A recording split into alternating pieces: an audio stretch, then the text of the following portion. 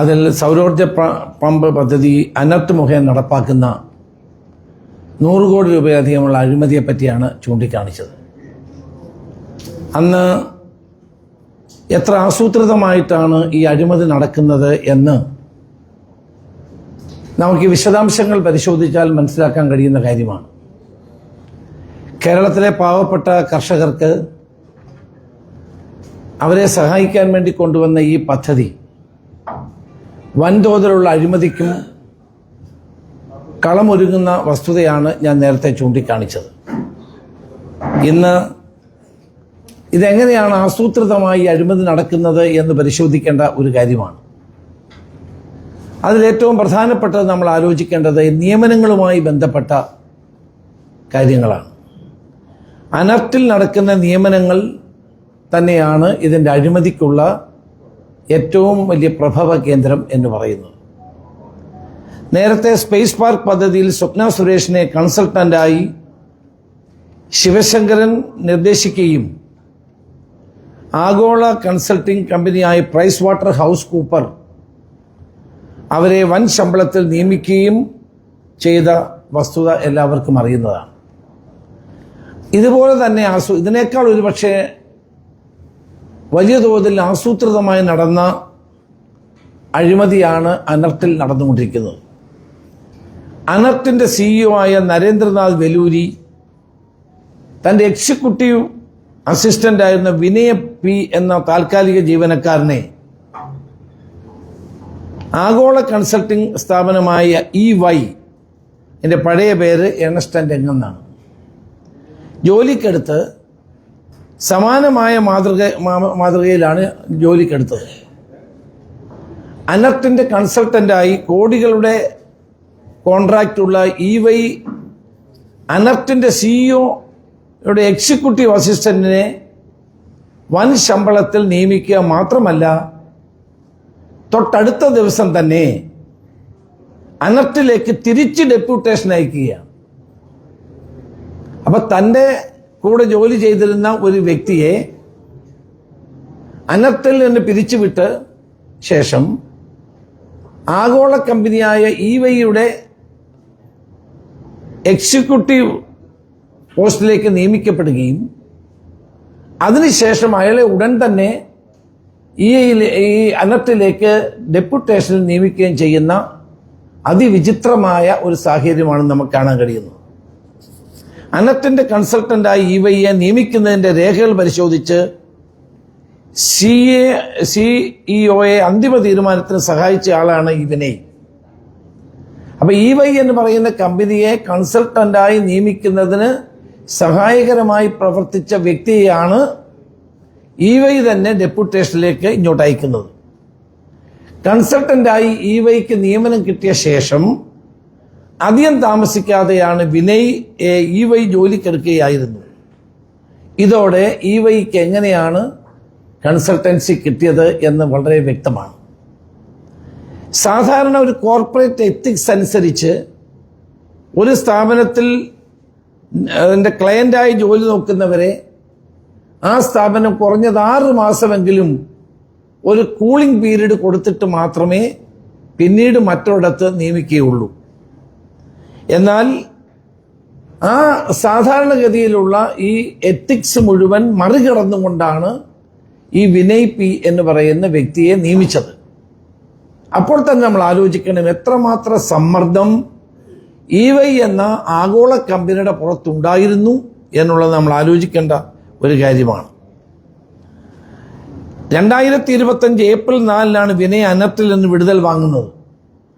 പുതിയ ജോലി ലഭിച്ചതിനാൽ വിടുതൽ നൽകുന്നതിനായി നൽകിയ കത്ത് ഇവിടെ പരിശോധനയ്ക്ക് വെക്കുന്നു. ഞാൻ നിങ്ങളുടെ മുമ്പിൽ തരികയാണ് ഡോക്യുമെന്റ് 1 എന്നാൽ തൊട്ടടുത്ത ദിവസം തന്നെ, അതായത് ഏപ്രിൽ 5-ന് EYയുടെ ഡയറക്ടർ അങ്കിത് പിപ്പലാനി അനർട്ട് സിഇഒയ്ക്ക് എഴുതിയ കത്തും ഇതിനോടൊപ്പം ഞാൻ വെക്കുകയാണ്.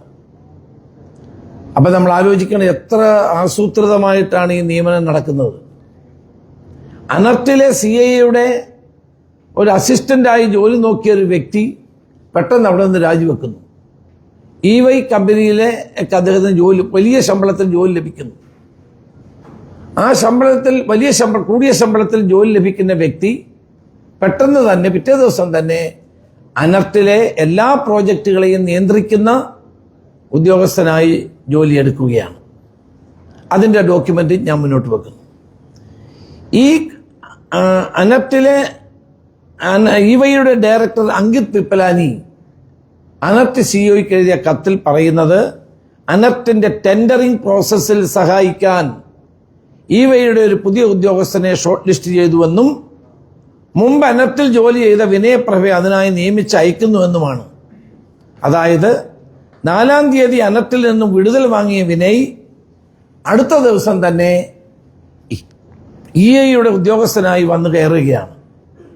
അന്ന് തന്നെ ടെൻഡറിംഗ് പ്രോസസ്സിൽ സഹായിക്കാൻ വീണ്ടും അനർട്ടിൽ ജോലിയിൽ പ്രവേശിക്കുകയാണ് ഉണ്ടാകുന്നത്. അതും വലിയ ഉയർന്ന ശമ്പളത്തിൽ. നേരത്തെ അനർട്ടിൽ അദ്ദേഹം ജോലി ചെയ്തിട്ടുള്ള താൽക്കാലിക ജീവനക്കാരനായിട്ടായിരുന്നു. ചെറിയ ശമ്പളത്തിൽ, ഒരു 50,000 രൂപയുടെ താഴെയുള്ള ശമ്പളമായിരുന്നു. ആ ഘട്ടത്തിലാണ് സിഇഒയെ ഈ കാര്യങ്ങളിലൊക്കെ അദ്ദേഹം സഹായിച്ചിരുന്നത്. അപ്പം അവിടെ നിന്ന് രാജിവെച്ച് ഇവൈ എന്ന കമ്പനി ജോലി ചെയ്യാൻ വേണ്ടി അദ്ദേഹം അപേക്ഷ കൊടുക്കുന്നു. അവിടെ ജോലി കിട്ടുന്നു. പിറ്റേ ദിവസം തന്നെ അദ്ദേഹത്തെ വീണ്ടും അനർട്ടിലേക്ക് ഡിപ്ലോയ് ചെയ്യുകയാണ്.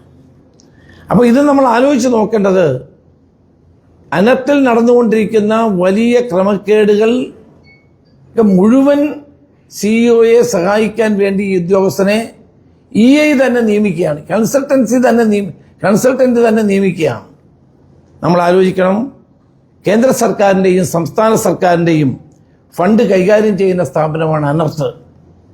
ഇവിടെ എത്തുന്ന കോടിക്കണക്കിന് രൂപയുടെ ഫണ്ട് ചെലവഴിക്കുന്നതിനുള്ള ടെൻഡറിംഗ് പ്രോസസ്സിൽ അനർട്ടിന്റെ ഒറ്റ ജീവനക്കാരെ പങ്കെടുപ്പിക്കുന്നില്ല.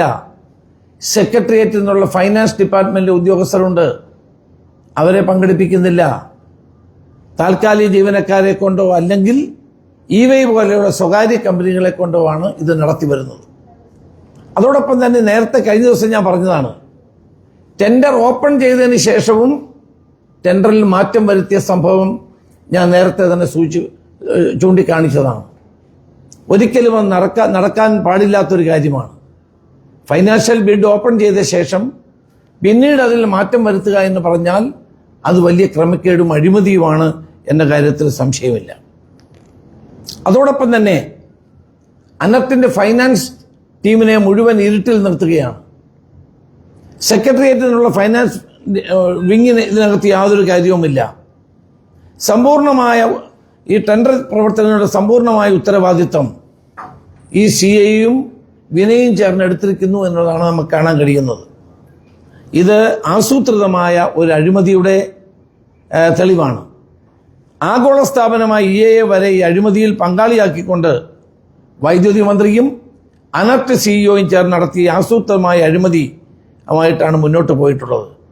ഈ കള്ളക്കളി അനർട്ട് സിഇഒ ഇവൈ മാത്രം ചേർന്നുള്ള ഒരു പരിപാടിയായി നമുക്ക് കാണാൻ സാധ്യമല്ല. വൈദ്യുതി മന്ത്രി അല്ലെങ്കിൽ അദ്ദേഹത്തിൻ്റെ ഓഫീസ് അറിഞ്ഞുകൊണ്ട് മാത്രമേ ഇത്രയും വലിയ ഒരു അഴിമതിക്ക് കളമൊരുക്കാൻ സാധ്യമാകൂ എന്നുള്ളതാണ് വസ്തുത. ഇത് അനർട്ടിന്റെ അഴിമതി ഈ സൗരോർജ പദ്ധതി കൊണ്ട് മാത്രം അവസാനിക്കുന്ന ഒന്നല്ല. വിവിധ പദ്ധതികൾക്ക് തോന്നുന്നത് പോലെ നിരക്ക് ഈടാക്കിക്കൊണ്ട് പദ്ധതികൾ നടപ്പാക്കുന്നു. കഴിഞ്ഞ പത്രസമ്മേളനത്തിൽ ഞാൻ പറഞ്ഞതാണ്, വൈദ്യുതി സെക്രട്ടറി ആയിരുന്ന ബി അശോക് ചെയർമാനായ ഒരു കമ്മിറ്റി രൂപീകരിച്ചിരുന്നു. ആ കമ്മിറ്റി നിരക്കുകൾ ഏകീകരിക്കുന്നതിനുള്ള ശുപാർശകൾ നൽകിയതാണ്. എന്നാൽ ആ ശുപാർശകൾ അംഗീകരിക്കാതെ ഓരോ പദ്ധതിക്കും തോന്നിയ രീതിയിൽ നിരക്കുകൾ പ്രഖ്യാപിച്ച് അഴിമതി നടത്തുന്നത് അനർട്ടിൽ ഒരു സ്ഥിരം പരിപാടിയാണ്. സൗരോർജ പമ്പ് പദ്ധതിയായ PM കുസും എന്ന പദ്ധതിയുടെ വിശദാംശങ്ങളാണ് നമ്മൾ നേരത്തെ പറഞ്ഞതെങ്കിൽ, ഞാൻ വെക്കുന്ന തെളിവുകൾ 100% കേന്ദ്ര ഫണ്ട് കൊണ്ട് ചെയ്യുന്ന തിരുവനന്തപുരം സ്മാർട്ട് സിറ്റി പദ്ധതിയുടേതാണ്. ഇവിടെ സോളാർ ഇൻസ്റ്റലേഷൻ അമ്പരിപ്പിക്കുന്ന ക്രമക്കേടുകളാണ് നടത്തിയിരിക്കുന്നത്. തിരുവനന്തപുരം നഗരത്തിൽ സ്മാർട്ട് സിറ്റി പദ്ധതിയുടെ ഭാഗമായി കഴിഞ്ഞ 2 വർഷത്തിനിടയിൽ 514 സോളാർ പദ്ധതികളാണ് അനർട്ട് നടപ്പാക്കിയത്.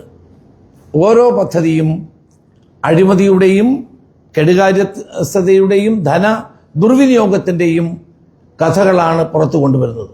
അതായത് തുല്യശേഷിയുള്ള 2 പദ്ധതികൾ ചെയ്യുമ്പോൾ 50%-ലേറെ തുകയുടെ വ്യത്യാസം വരുന്ന ചില മാജിക്കുകളാണ് ഇവിടെ ഓരോ പദ്ധതിയിലും നടന്നുകൊണ്ടിരിക്കുന്നത്.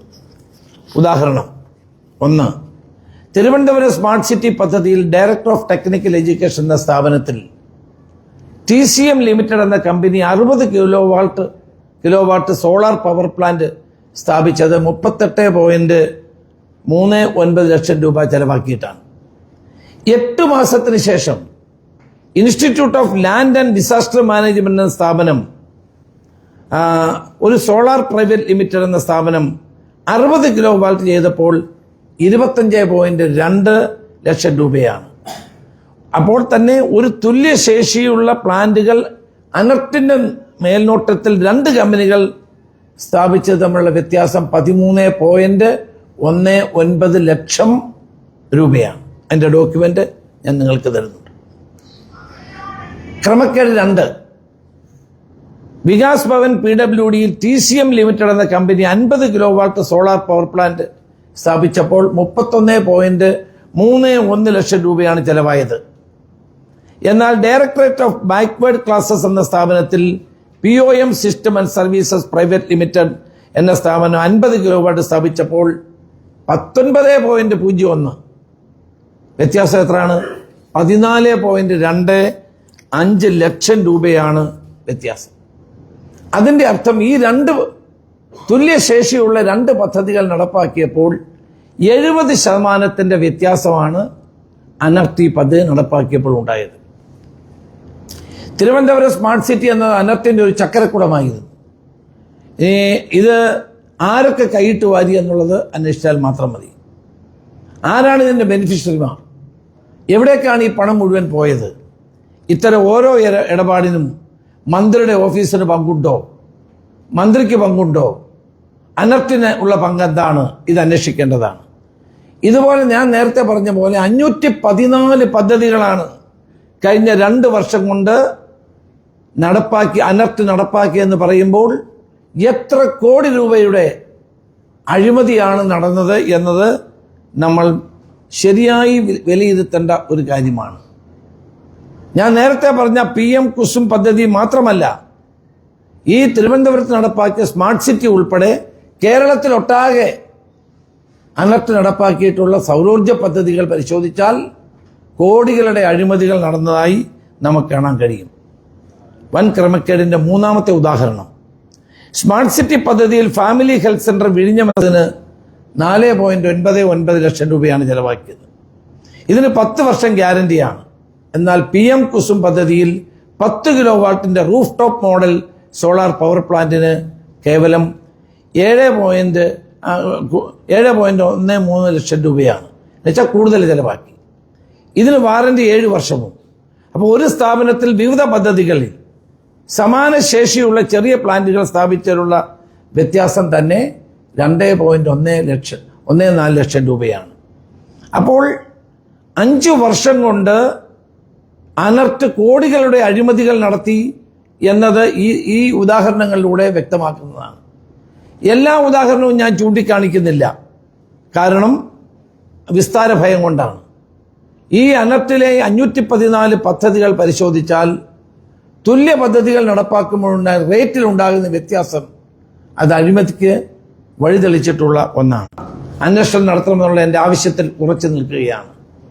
അനർട്ടിനെ ഇളക്കി മറിച്ചാൽ 1000 കോടി രൂപയിലധികം അഴിമതിയും ക്രമക്കേടും നടന്നുവെന്ന് വളരെ വ്യക്തമാകുന്ന കാര്യമാണ് എന്ന് ഞാൻ സൂചിപ്പിക്കാൻ ആഗ്രഹിക്കുന്നു. എനിക്ക് പറയാനുള്ളത്, ഇതിനകത്ത് വൈദ്യുതി മന്ത്രി അങ്ങനെ ഒഴിഞ്ഞു മാറാൻ സാധ്യമല്ല. അദ്ദേഹം പറഞ്ഞു, ഞാൻ അറിഞ്ഞില്ല, ഞാൻ കേട്ടില്ല, എനിക്കിതറിയില്ല. ഇത്രയും വലിയ ഗുരുതരമായ അഴിമതിയും കൊള്ളയും ഈ ഡിപ്പാർട്ട്മെന്റിൽ നടന്നിട്ട് ഞാനിതൊന്നും അറിഞ്ഞില്ല രാമനാരായണ എന്ന് പറഞ്ഞ് മന്ത്രിക്ക് ഇരിക്കാൻ സാധ്യമല്ല. ഒന്നുകിൽ അദ്ദേഹം ഇതെല്ലാം അറിഞ്ഞിരിക്കുന്നു, അറിഞ്ഞുകൊണ്ട് സിഇഒയെ പ്രൊട്ടക്ട് ചെയ്യും. അത് ഇപ്പോഴും സിഇഒക്ക് അനുകൂലമായിട്ടാണ് അദ്ദേഹം സംസാരിക്കുന്നത്. ഇത്രയും നല്ലൊരു ഉദ്യോഗസ്ഥനെ കിട്ടില്ലെന്നാണ് അദ്ദേഹം പറഞ്ഞുകൊണ്ടിരിക്കുന്നത്.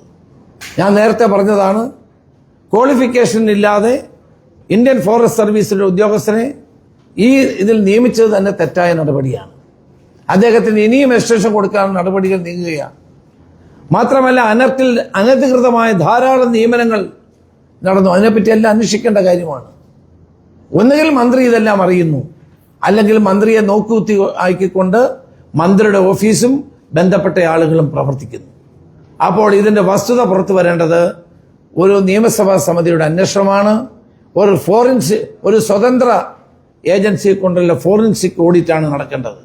ഇത്രയും വലിയ അഴിമതി നടന്നിട്ടും മന്ത്രി ഇതിൽ മൗനം പാലിക്കുകയും അന്വേഷിക്കാൻ ഊർജ്ജ വകുപ്പ് സെക്രട്ടറിയെ ചുമതലപ്പെടുത്തുകയും ചെയ്തു എന്ന് പറഞ്ഞാൽ അത് വിശ്വസിക്കാൻ കഴിയുന്ന കാര്യമല്ല. ഈ സ്വതന്ത്രവും നീതിപൂർവമായ ഒരു അന്വേഷണമാണ് വേണ്ടത്. ഇതാണ് ഉണ്ടാകേണ്ടത്. ഈ അന്വേഷണമാണ് ഉണ്ടാകേണ്ടത് എന്നാണ് എനിക്ക് ആവശ്യപ്പെടാനുള്ളത്.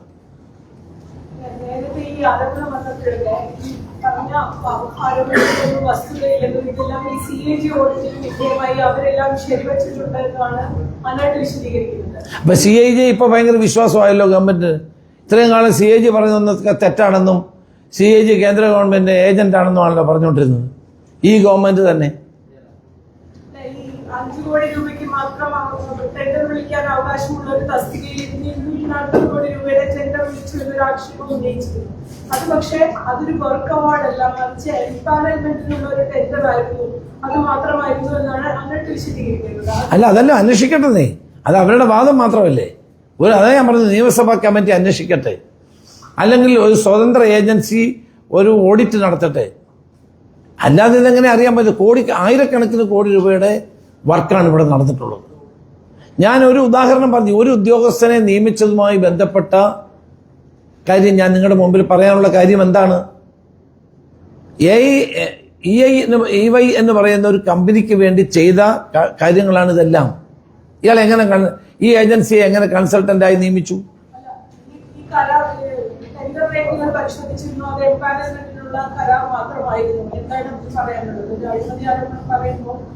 ഏത്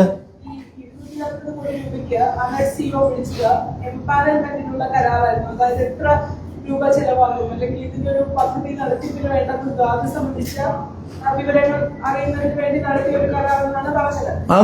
അതൊന്നുമല്ല തനിയുമല്ല. നിങ്ങൾക്ക് ചെയ്യുകയാണെങ്കിൽ ഫൈനാൻസ് ഡിപ്പാർട്ട്മെന്റ് അറിയണ്ടേ? സെക്രട്ടറിയിലെ ഫൈനാൻസ് ഡിപ്പാർട്ട്മെന്റ് അറിയണ്ടേ? അനറ്റിലെ ഫൈനാൻസ് ഡിപ്പാർട്ട്മെന്റ് അറിയണ്ടേ? ഇതൊന്നും ചെയ്യാതെ ഇദ്ദേഹവും ഈ പറഞ്ഞ ഉദ്യോഗസ്ഥരും ചേർന്ന് ഇതെല്ലാം അതിന്റെ എല്ലാ രേഖകൾ ഞാൻ നിങ്ങൾക്ക് തരികയാണ്. അവർ തമ്മിൽ മാത്രമാണ് എല്ലാ വിധത്തിലുള്ള അതെ.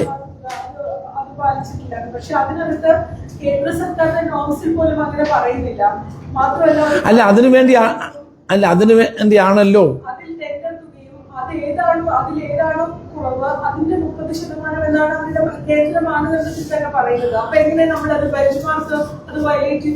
അല്ല ബെഞ്ച് മാർക്ക് നിയമിക്കാൻ വേണ്ടി ഉണ്ടാക്കാൻ വേണ്ടി തന്നെയാണല്ലോ അശോകിന്റെ നേതൃത്വത്തിൽ കമ്മിറ്റി ശുപാർശ ചെയ്തത്. ആ കമ്മിറ്റി ശുപാർശ ഇവർ അംഗീകരിച്ചിട്ടില്ലല്ലോ. ലോവസ്റ്റിന് കൊടുക്കാൻ വന്നപ്പോൾ ലോവസ്റ്റിന് കൊടുക്കാതെ അവരുടെ കത്ത് കിട്ടി, അവർ പങ്കെടുക്കുന്നില്ല എന്ന് പറഞ്ഞ് മാറ്റിവെച്ചു. അല്ല ഞാൻ പറഞ്ഞത് അത് പിന്നീട് എഴുതി വാങ്ങിച്ചതായിരിക്കാം. ഇതിൽ പങ്കെടുക്കാൻ ഉദ്ദേശിക്കുന്നില്ലെന്നും ഇതിനു വേണ്ട എക്സ്പേർട്സ് നമ്മുടെ കയ്യിലില്ലെന്നും പറഞ്ഞുകൊണ്ട് ഇതിൽ നിന്ന് ഒഴിവാക്കണമെന്ന് അവർ നിരന്തരം ആവശ്യപ്പെട്ടതിന്റെ ഇമെയിൽ സന്ദേശങ്ങൾ അടങ്ങിയ രേഖകൾ, അത് 2, 3, 4 അത് ഞാൻ പരിശോധിച്ചിട്ട് പറയാം. എന്റെ കയ്യിലുള്ള രേഖകൾ വെച്ചിട്ട് ഞാൻ പരിശോധിച്ചിട്ട് പറയാം. 2 മാത്രമല്ല,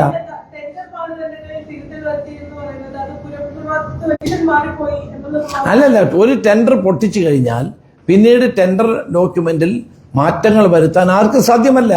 അതിന് ന്യായീകരണം പറയേണ്ട കാര്യമില്ല. ഒന്നല്ല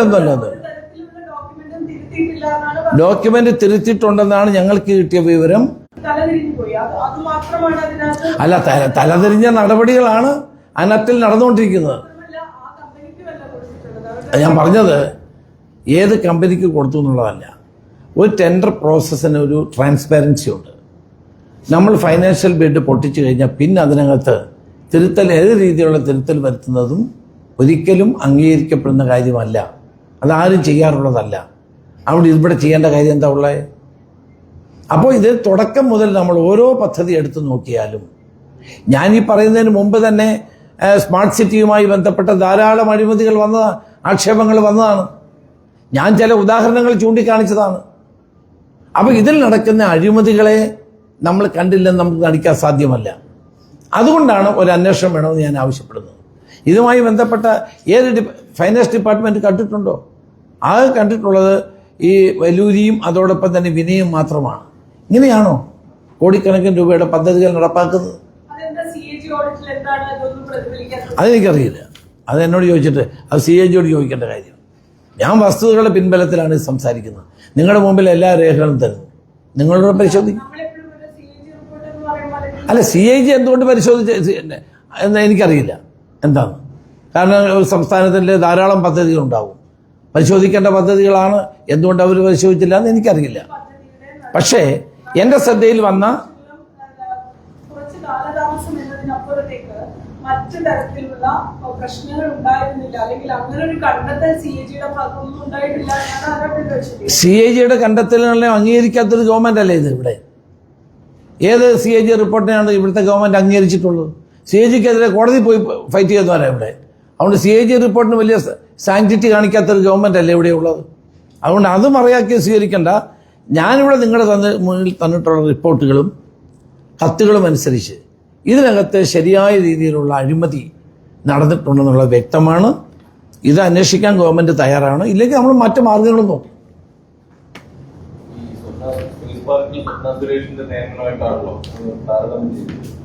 അതിലൊരു പൊളിറ്റിക്കൽ മോട്ടീവ് ഉണ്ടായിരുന്നു, അല്ലെങ്കിൽ അവരവിടെ നിയമിക്കേണ്ടത് സർക്കാരിന്റെയോ സർക്കാരിന്റെ ഭാഗമായിരുന്നവരുടെ ഉത്തരവാദിത്തം.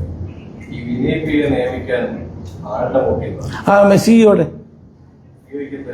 അദ്ദേഹമായിരുന്നു ഇതിനു മുമ്പ് ഇവിടുത്തെ എല്ലാ ഇടപാടുകളും നടത്തിക്കൊണ്ടിരുന്നത്. അന്ന് താൽക്കാലിക ജീവനക്കാരനായിരുന്നു, 50,000 രൂപയുടെ ശമ്പളത്തിൽ താഴെയായിരുന്നു. അയാളെയാണ് EY എന്ന കമ്പനിയെ നിയമിക്കുന്നു. അവിടെ നിന്ന് തിരിച്ചിവിടേക്ക് എല്ലാ ടെൻഡർ നടപടികളും സഹായിക്കാൻ വേണ്ടി അദ്ദേഹത്തെ വെക്കുന്നു. അപ്പോൾ അത് ഈ പറയുന്ന ആഗോള കമ്പനിയുടെ താല്പര്യവുമാണ്, ഈ സിഇഒയുടെ താല്പര്യവുമാണ്. അങ്ങനെയാണ് ഒരാളിനെ 6 മാസം പോലും കൂളിംഗ് പീരീഡ് കൊടുക്കാതെ ഇയാളെ നിയമിക്കുക എന്നുള്ളതിൻ്റെ അർത്ഥം എന്താണ്? അപ്പോൾ ഇതിനകത്ത് ഈ ആഗോള കമ്പനിയായ EIയുടെ താല്പര്യങ്ങൾ സംരക്ഷിക്കണം, അതോടൊപ്പം തന്നെ സിഇഒയുടെ താല്പര്യം സംരക്ഷിക്കണം. അതിനു വേണ്ടിയിട്ടാണ് വേറെ എത്രയോ ഉദ്യോഗസ്ഥന്മാർ അനർട്ടിലുണ്ട്. ഫൈനാൻസ് ഡിപ്പാർട്ട്മെന്റ് ഉണ്ടല്ലോ, പ്രോജക്റ്റുകളെ സഹായിക്കുന്ന ധാരാളം ആളുകളുണ്ടല്ലോ. അവരെ ഒന്നും വെക്കാതെ ഈ ആളിനെ തന്നെ ഇവിടെ നിന്ന് രാജിവെപ്പിച്ച് അയാളെ EY എന്ന കമ്പനിയിലേക്ക് നിയമിക്കുന്നു. അവിടെ നല്ല ശമ്പളത്തിൽ ജോലി ചെയ്യുന്ന ഒരാളിനെ തന്നെ വീണ്ടും തിരികെ ഡിപ്ലോയ് ചെയ്യുന്നു ഇവിടേക്ക്. എന്നിട്ട് ആ കത്തിൽ പറയുന്നു, നിങ്ങൾക്ക് വായിക്കാം. ആ കത്തിൽ പറയുന്നത് എല്ലാ ടെൻഡർ നടപടികളും നടത്താൻ അദ്ദേഹത്തെ ചുമതലപ്പെടുത്തണം എന്നുള്ളതാണ്. ഞാൻ നിങ്ങൾക്ക് തരാം. കമ്പനി അംഗീകരിച്ചല്ലോ, ആ ആവശ്യം അവർ അംഗീകരിച്ചല്ലോ. കമ്പനി കൊടുത്ത ഇയാൾ കൊടുത്ത കത്തിന്റെ അടിസ്ഥാനത്തിലാണ് CEO കൊടുത്തിന്. അതിനകത്ത് പറയുന്നുണ്ട്, this will be the reference of your trial mail regarding the deployment of alternative resources. നിങ്ങൾക്ക് ഇതിന്റെ കോപ്പി തരാം. പുള്ളി ആവശ്യപ്പെട്ടതനുസരിച്ച് തന്നെയാണ് ഈ കമ്പനി കൊടുത്തിരിക്കുന്നത്. രണ്ടുപേരുടെയും താല്പര്യങ്ങൾ സംരക്ഷിക്കാൻ വേണ്ടിയാണ് ഈ പർട്ടിക്കുലർ പേഴ്സണെ തന്നെ നിയമിച്ചത്.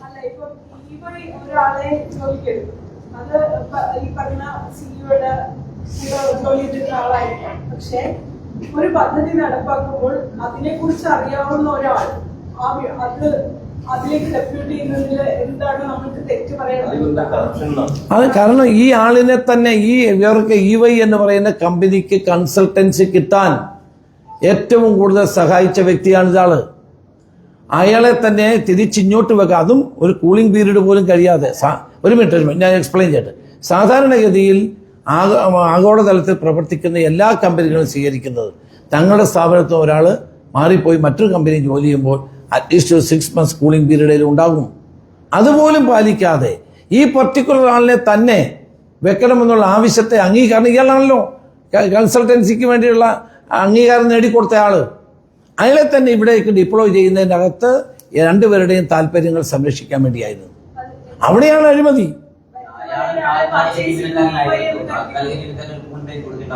അതാണ് എന്റെ ചോദ്യം. അയാൾ താൽക്കാലിക ജീവനക്കാരനായിട്ട് അവിടെ പ്രവർത്തിച്ചുകൊണ്ടിരുന്ന ആളാണ്. അയാൾ രാജിവെക്കുന്നു. അയാളെ ഉടൻ തന്നെ EY കമ്പനി ജോലി കൊടുക്കുന്നു.